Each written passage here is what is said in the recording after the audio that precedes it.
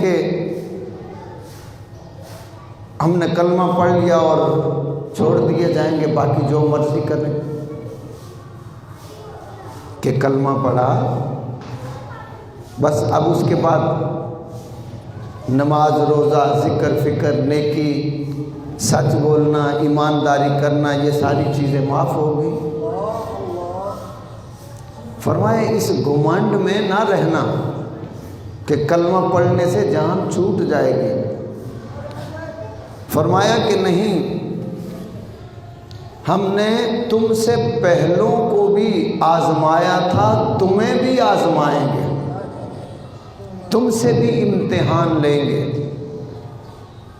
کہ جس نے کلمہ پڑھا ہے اس کا امتحان ہوگا۔ اب اس میں مفسرین اکرام فرماتے ہیں، حضرت حکیم الامت حضرت مفتی احمد یار خان رحمۃ اللہ تعالی علیہ، آپ نے بھی اس حوالے سے بیان فرمایا کہ غربت، امیری، غریبی، تنگ دستی، مصیبت، بیماری، دکھ، تکلیف، رنج، غم اور اولاد ہونا نہ ہونا، صرف بیٹیاں ہونا یا صرف بیٹے ہونا، گھر ہونا نہ ہونا، کاروبار ہونا نہ ہونا، الغرض کے زندگی میں جتنے بھی معاملات خوشی غمی کے آئیں گے، اللہ سب دے کے اپنے بندوں کو آزمائے گا۔ اس لیے تاکہ میں دیکھوں میرے بندے میرے ساتھ کیا کرتے ہیں، کہ میں نے اپنے بندوں کے ساتھ کیا کیا اور یہ میرے بندے میرے ساتھ کیا کرتے ہیں، کہ اگر ہم نے اولاد دی، اولاد دے کے آزمائیں گے، کیا یہ اولاد کی تربیت اچھی کرتا ہے، نہیں کرتا، ان کو میرے راستے میں لگاتا ہے، نہیں لگاتا، میرا پیار سکھاتا ہے، نہیں سکھاتا، ان کو دنیا داری سکھاتا ہے، کاروبار سکھاتا ہے، نماز سکھاتا ہے، نیکی سکھاتا ہے، گناہ سکھاتا ہے۔ الغرض کے اولاد دے کے بھی ہم امتحان لیں گے اور کسی کو نہ دے کے بھی امتحان لیں گے۔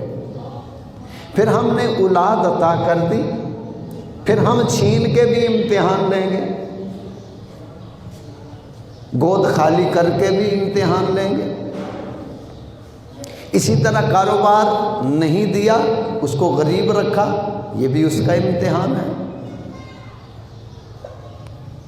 پہننے کے لیے کپڑے نہیں ہیں، یہ بھی امتحان ہے۔ زیادہ اللہ نے دے دیے، یہ بھی امتحان ہے۔ کاروبار دے دیا، اب بھی امتحان ہے۔ گھر دیا تب بھی امتحان ہے، نہیں دیا تب بھی امتحان ہے۔ الغرض اللہ فرماتا ہے کہ ہم نے جس کو جو کچھ دیا نہیں دیا، اب امتحان لیں گے، آزمائیں گے کہ میرے بندے میرے لیے کیا کرتے ہیں۔ مختصر یہ، کسی کو اندھا بنایا تو یہ بھی امتحان، لنگڑا بنایا تو یہ بھی امتحان، آنکھیں دی ہیں تو یہ بھی امتحان ہے، ان آنکھوں سے دیکھتا کیا ہے،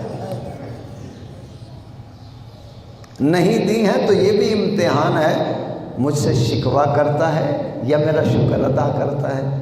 اللہ اکبر، آنکھوں سے بات یاد آ گئی، اور بات ہی اتنی پیاری ہے کہ اس کو چھوڑ کے میں آگے نہیں جا سکتا۔ پیارے آقا علیہ السلام کے ایک صحابی، وہ کھیتی باڑی کا کام کرتے تھے، اپنے کھیتوں میں تھے، ان کا بیٹا یا کوئی اور شخص آیا اور آ کے اس نے یہ کہا کہ ابھی تک آپ یہاں کھیتوں میں مصروف ہیں، آپ کو پتہ نہیں؟ فرمایا کس بات کا؟ کہا کہ نبی کریم صلی اللہ علیہ وآلہ وسلم آپ نے دنیا سے ظاہری پردہ فرمایا، آپ نے دنیا سے ظاہری پردہ فرما دیا۔ وہیں کھڑے، ایک روایت میں یہ ہے کہ وہیں کھڑے ہوئے اس صحابی نے یہ دعا کی، میرے مولا، میرے خالق و مالک، ان آنکھوں نے تیرے محبوب صلی اللہ علیہ وآلہ وسلم کا دیدار کیا ہے، اب جب تیرے محبوب صلی اللہ علیہ وسلم کو یہ آنکھیں نہیں دیکھ سکیں گی تو مولا میری آنکھیں لے لے، مجھے اب ان آنکھوں کی ضرورت نہیں ہے۔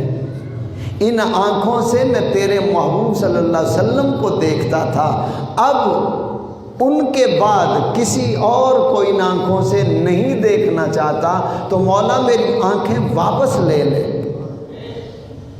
تو وہیں کھڑے کھڑے ان کی آنکھوں کا نور چلا گیا۔ تو اللہ نے کسی کو آنکھیں دی ہیں تو یہ بھی امتحان ہے کہ ان آنکھوں سے وہ اچھا کیا دیکھتا ہے، برا کیا دیکھتا ہے۔ پاؤں دیے ہیں تو یہ بھی امتحان ہے، ان پاؤں سے وہ مسجد کی طرف جاتا ہے یا جوئے کی طرف جاتا ہے، شراب خانے کی طرف جاتا ہے، ان پاؤں سے کدھر جاتا ہے۔ ہاتھ دیے ہیں تو ان کا بھی امتحان ہے، ان ہاتھوں سے لوگوں کا بھلا کرتا ہے یا ان ہاتھوں سے ظلم کرتا ہے۔ ان ہاتھوں سے قلم لے کے کسی کا بھلا کر دیتا ہے یا ان ہاتھوں میں قلم لے کے کسی کو پھانسی پہ چڑھا دیتا ہے۔ ان ہاتھوں سے صدقہ دے کے، خیرات کر کے، زکوٰۃ کر کے، یتیم کی، غریب کی، بیوہ کی، مجبور کی، معذور کی مدد کر کے اس کا بھلا کرتا ہے، یا ان ہاتھوں کو اٹھا کے، ظلم کا ہاتھ اٹھا کے اس پہ ظلم کرتا ہے۔ ان ہاتھوں کا بھی امتحان۔ تو الغرض کے بندے کی ساری زندگی امتحان میں ہے، اور جو بندہ، جو مرد و عورت اللہ اور اس کے محبوب صلی اللہ علیہ وآلہ وسلم کی فرما برداری میں، تابع داری میں، اطاعت میں زندگی گزاریں گے وہ کامیاب ہو جائیں گے، وہ امتحان میں کامیاب ہو جائیں گے، اور ان کا ٹھکانہ جنت ہے۔ اور جو لوگ اللہ رسول صلی اللہ علیہ وسلم کی نافرمانی کر کے زندگی گزاریں گے وہ ناکام ہو جائیں گے۔ جب وہ ناکام ہو جائیں گے تو ان کا ٹھکانہ جہنم ہے۔ اب جنت اور دوزخ دو چیزیں ہیں۔ فرمایا کہ مومن کے لیے دنیا قید خانہ ہے اور آخرت میں جنت ہے، اور کافر کے لیے دنیا جنت ہے اور آخرت میں اس کے لیے جہنم ہے۔ یہ بات اٹل ہے۔ مگر جو مسلمان کسی کا حق مارے گا، حق کھائے گا، ظلم کرے گا، زیادتی کرے گا، جب تک اس کی سزا نہیں بھگتے گا وہ جہنم میں رہے گا۔ اس میں سزا بھگتے گا، بھگتنے کے بعد پھر وہ جنت میں داخل ہوگا۔ جتنے مسلمان ہیں کلمہ پڑھنے والے یہ سب جنتی ہیں، مگر شرط یہ ہے اگر کسی بندے پہ ظلم کیا اس کی سزا بھگتنی پڑے گی، یا تو اس بندے سے دنیا میں معافی مانگ لے، توبہ کر لے، جو خطائیں کی توبہ کر لے، اپنے رب کو راضی کر لے، جن بندوں کے ساتھ معاملات حقوق العباد میں تھے ان سے معافی مانگ لے۔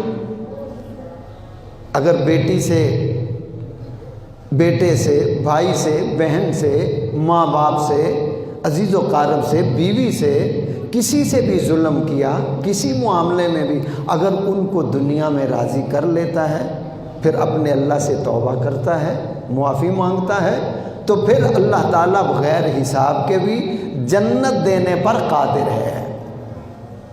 اور اگر اسی طرح دنیا سے چلا گیا بغیر توبہ کیے، بغیر معافی مانگے کہ میں ہوں معافی منگا فلانے کو لو، میں فلاں ہوں فلاں سے معافی مانگوں، یہ تکبر، یہ غرور، یہ اکڑ اسے جہنم میں لے جائے گا۔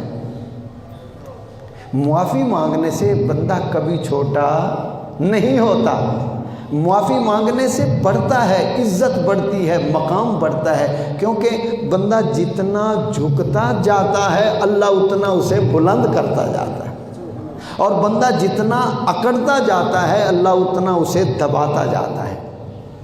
تو اللہ کو تکبر اور غرور پسند نہیں۔